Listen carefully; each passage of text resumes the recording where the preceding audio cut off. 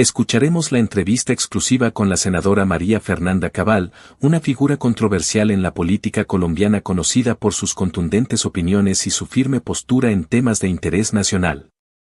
En esta conversación, la senadora Cabal aborda varios temas cruciales, incluyendo sus argumentos sobre por qué, en su opinión, Gustavo Petro no está capacitado para gobernar Colombia. Sus declaraciones, como siempre, prometen ser directas y provocativas, ofreciendo una perspectiva clara y sin filtro sobre la situación política actual del país. Escuchemos sus argumentos. Bueno, la investigación parte de todos los anuncios de nuevas embajadas por las visitas de Francia Márquez al África. Y el sentido común invita a que usted busca estar en países donde va a haber un intercambio comercial, especialmente para que a usted le compren o para usted atraer turismo a su país. Aquí no hay nada de eso y eso lo venimos denunciando desde hace mucho tiempo.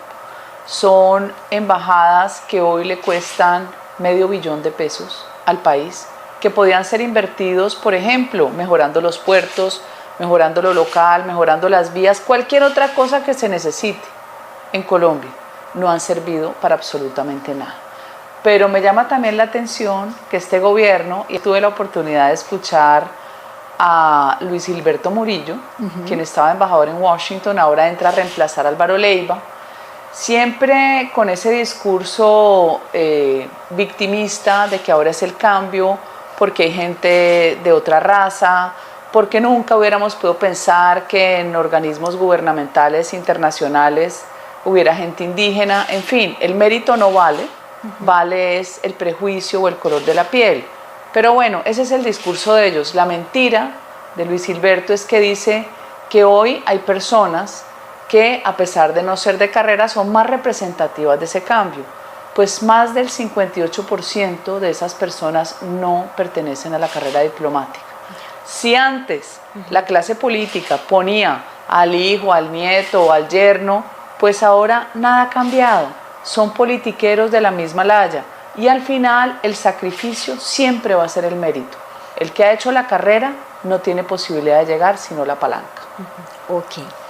Bueno, ¿qué se debe hacer frente a eso? O sea, pues, ¿hace usted un llamado a los organismos, digamos, de control, de investigación? ¿Cómo abordar eso? Porque es que se lo pregunto porque está haciendo carrera, y más adelante voy a volver sobre ese tema, en este país que se denuncia y todo sigue igual.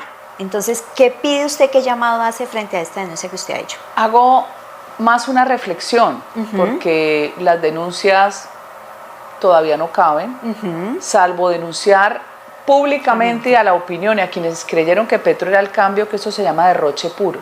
Y el derroche del dinero público en un país donde la gente ni siquiera le alcanza para comprar comida, donde los servicios públicos en ciertas regiones de Colombia son impagables, por ende un negocio no puede prosperar porque usted cualquier negocio tiene que pagar la energía. Sí.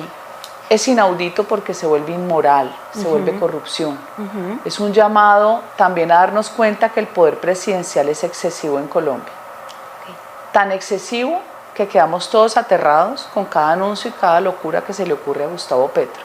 O sea que si mañana decide abrir en países que ni siquiera sabemos si existen, también lo puede hacer.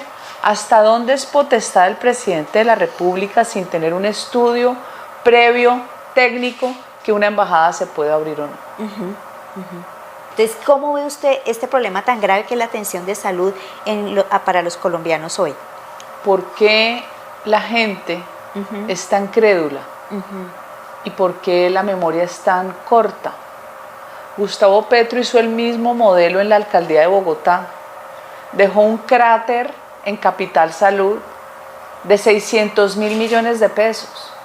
Destruyó la capacidad de atención. Él tiene ideas obsesivas, que es lo peligroso.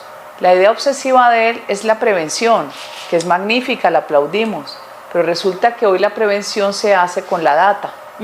Todas las EPS e incluso IPS, cuando usted atiende a un paciente, yo tengo su nombre, su género, su edad y por qué fue atendida, y si es recurrente la atención.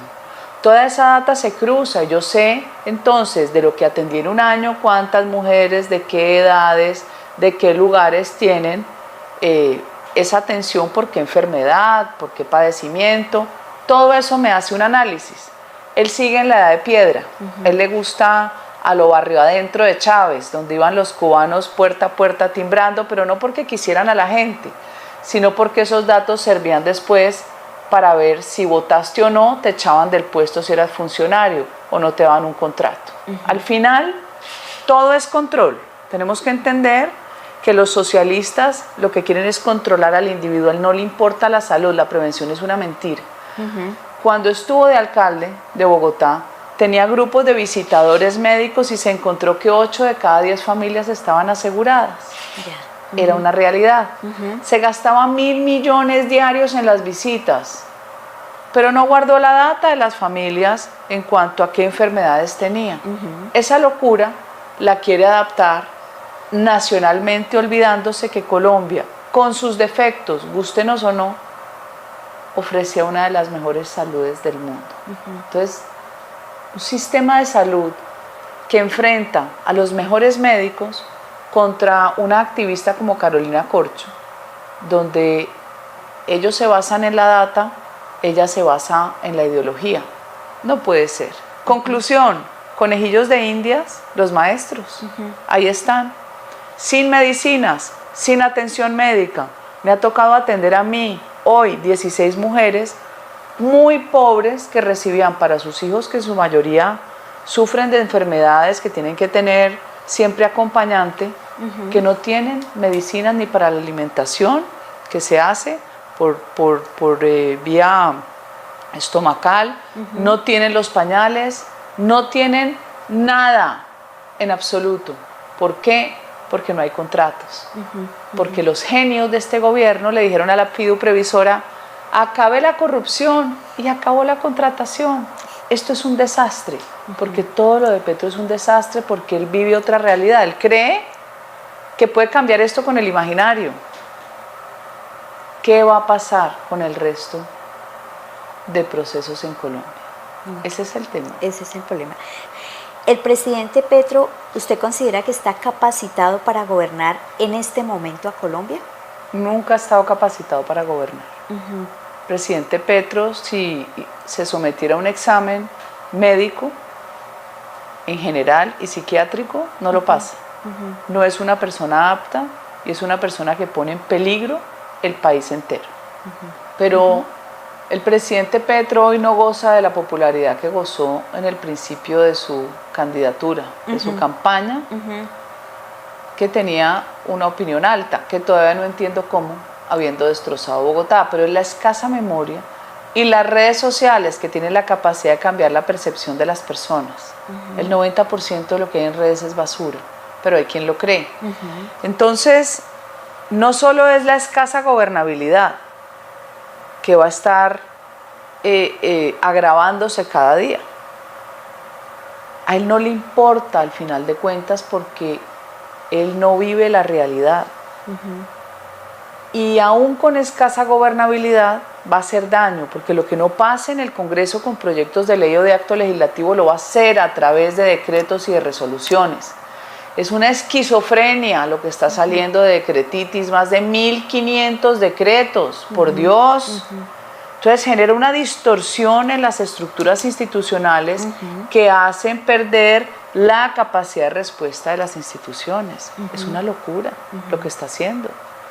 Como lo que planteó cuando saca, fuera de que las entidades prestadoras de salud dicen que la unidad por capitación es muy escasa, después dice que un 5% entonces se va para otros servicios, que eso finalmente creo que se lo tumbaron en el Consejo de Estado, no me recuerdo en qué estado está, pero la Procuraduría pegó el grito en el cielo. Entonces el daño que va a hacer desde lo ejecutivo, usando las herramientas administrativas, va a ser muy grande.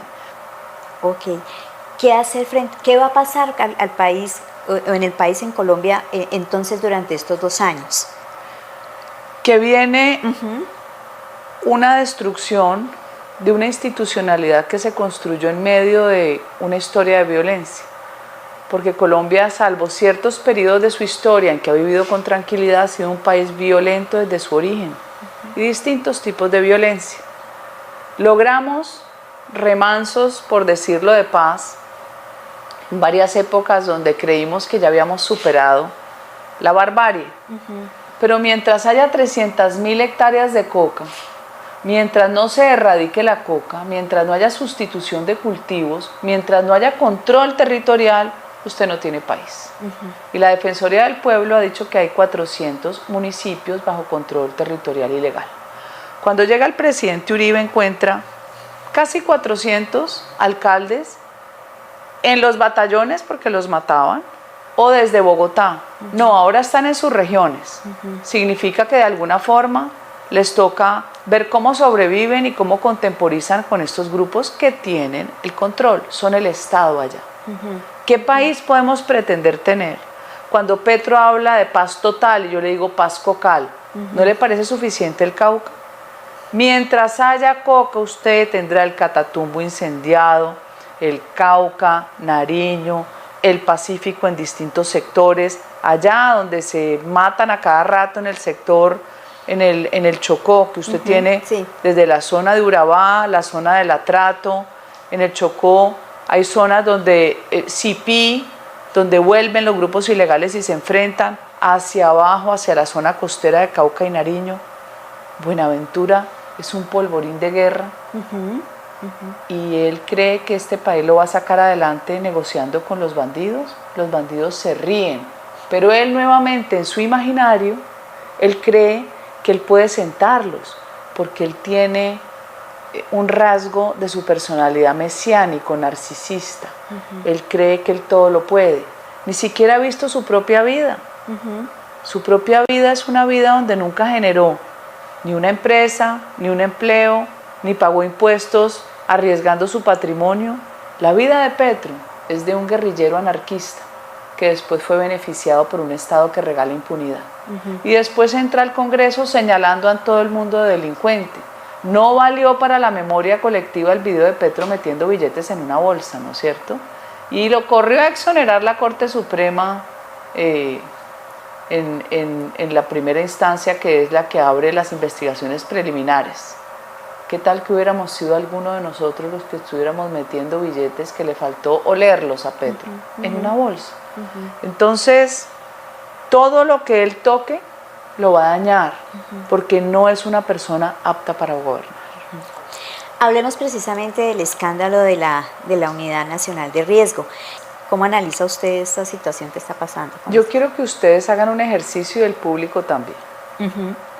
Busquen la publicidad que hizo Olmedo López cuando estaba de candidato. Yo la pasé en la plenaria del Senado. Y busque la entrevista de anoche de RCN con José Manuel Acevedo, cuando él repetidamente dice que pide perdón, pero excusa al presidente Petro. Entonces, primero, no le creo, así se le agua en los ojos. Hay que ver ese contraste. Segundo,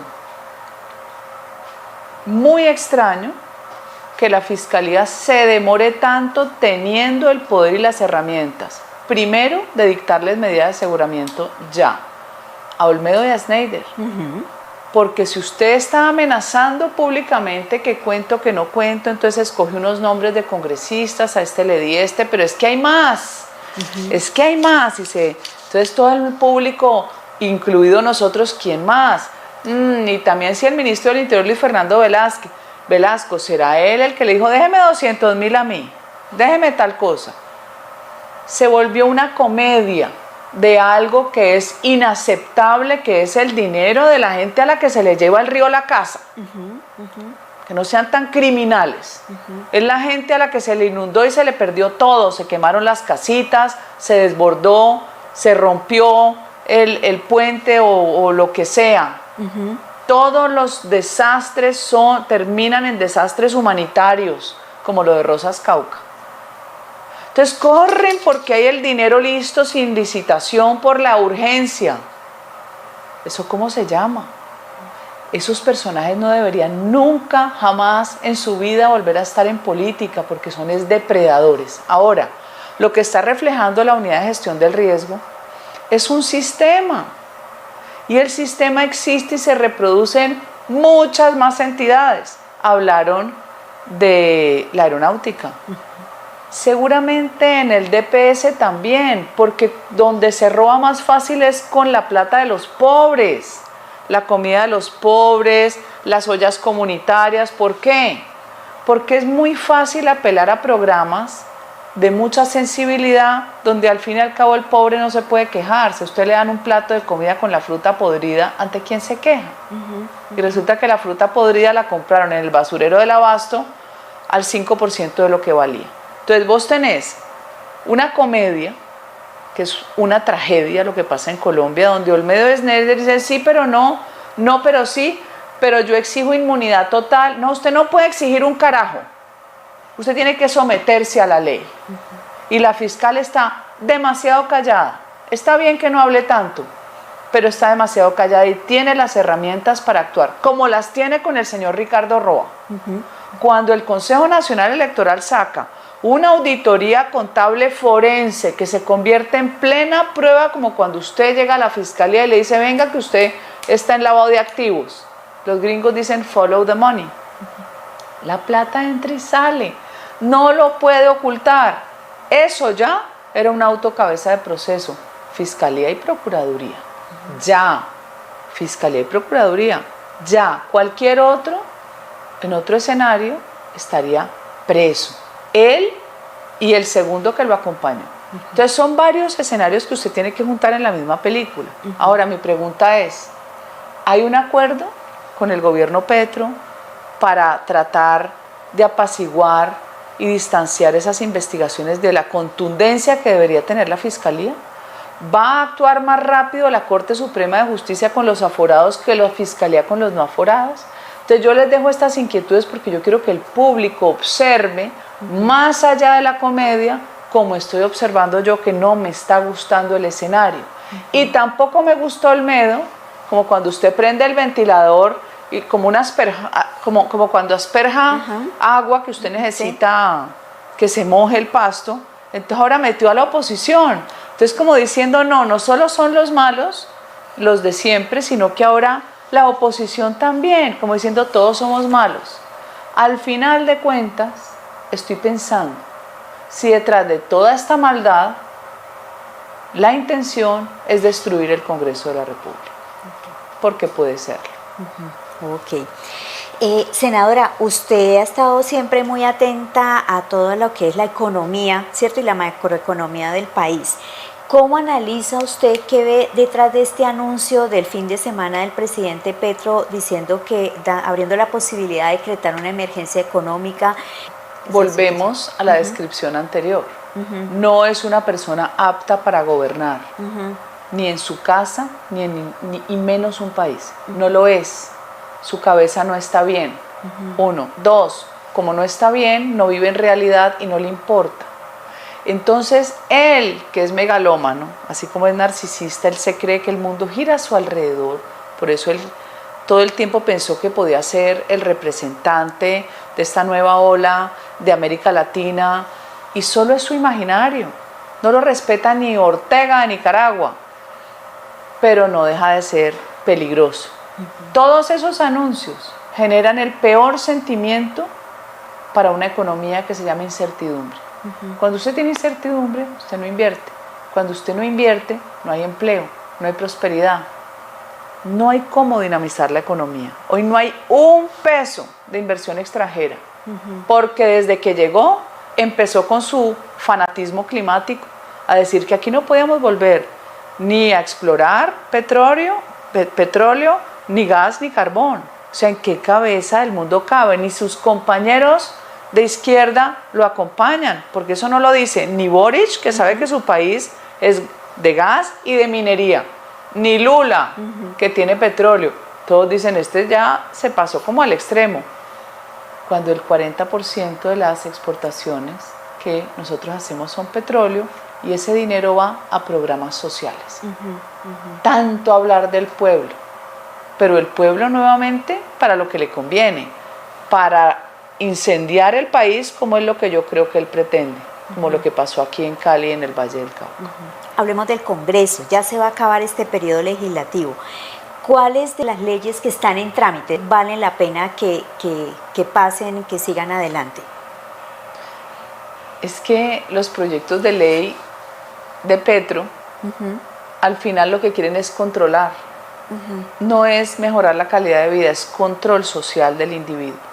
Porque el socialista detesta al individuo, por eso privilegia lo colectivo, para que todos pensemos igual. Entonces, si usted me dice la reforma de la salud es un desastre, lo que usted tiene que hacer es mejorar las auditorías en salud si piensa que están robando, acabar la EPS mala, pero busque qué funciona para que lo que funcione lo vuelva estándar. Ya tenemos demasiada experiencia de 30 años, pero eso no le sirvió a Petro. Sí hay que hacer reformas en la salud, pero no así. La pensional, también estoy de acuerdo en que usted no puede seguir subsidiando pensiones hipermillonarias para el que no las pagó durante su época de trabajo, mientras hay gente que sí trabajó y se pensiona con unas pensiones pírricas. Eso no tiene sentido. El tema de los abuelitos lo puede hacer por un decreto. El primero que le dio plata a los abuelitos fue Álvaro Uribe Vélez. Pues lo puede hacer, no necesita hacer una pensional. Al final de cuentas, mi pensión es mi ahorro, mío, no para que le metan la mano, como lo hizo la Kirchner, que destruyó las pensiones, como lo estaban haciendo también en Chile. No, es mío. Entonces viene esa disputa. Mejoremos más bien la fuente. ¿Cuál es la fuente? El empleo formal. Aquí no. Aquí han cerrado más de 160.000 empresas, lo dijo Jaime Alberto Cabal, más que en el COVID. ¿Significa que la gente se va a morir de hambre? No, se va a la informalidad. Entonces volvamos al sentido común. Ayude a formalizar empresas, baje requisitos y baje impuestos, no robe a la gente.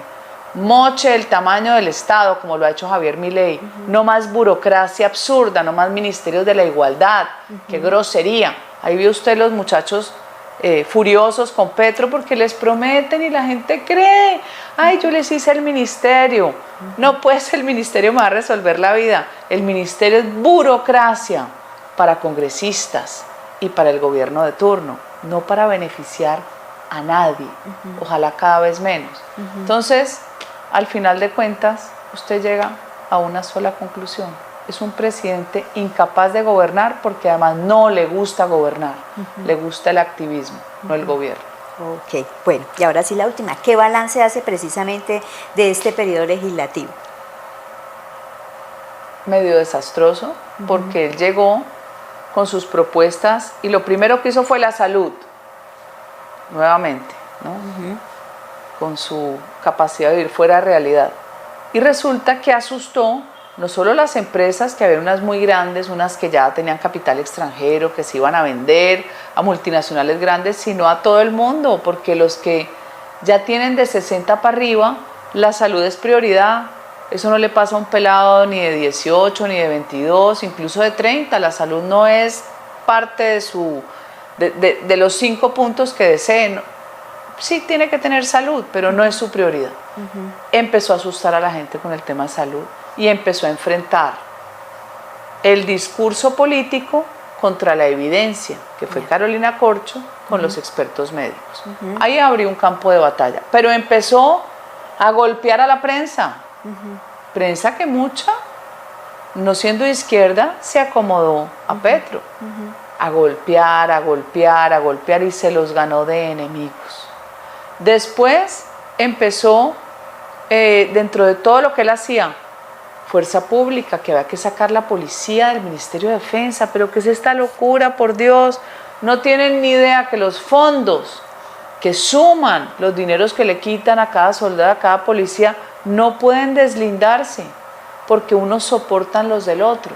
O sea, hay una matemática financiera que no puede entrar a destruirla, pero asustó a toda la Policía Nacional y en general a la fuerza pública. Entonces, cada golpe de él, que pensaba que era en su imaginario maravilloso, terminaba abriéndole a él en contra un campo nuevo de batalla, y abrió 7. Y al Congreso le decía de todo, y a los gremios, y todos somos mafiosos y narcos y no sé qué. Entonces, él mismo cavó su propio desafío de gobernar. Él lo propicia.